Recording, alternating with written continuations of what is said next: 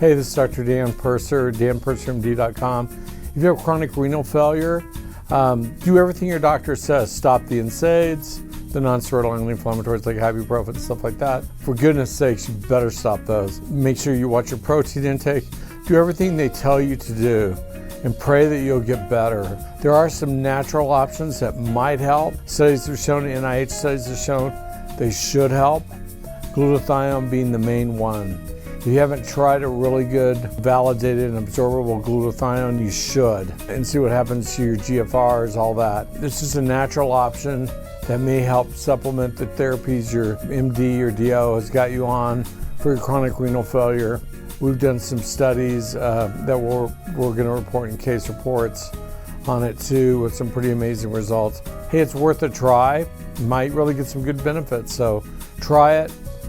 Take a big dose of glutathione every day and make sure it's a form that actually works. This is Dr. Dan Purser. God bless and go in good health.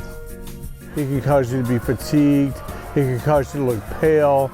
So if you have friends who have pallor and are fatigued, you got to think, do they have a D3 deficiency? 5,000 units a day is usually what I start patients on.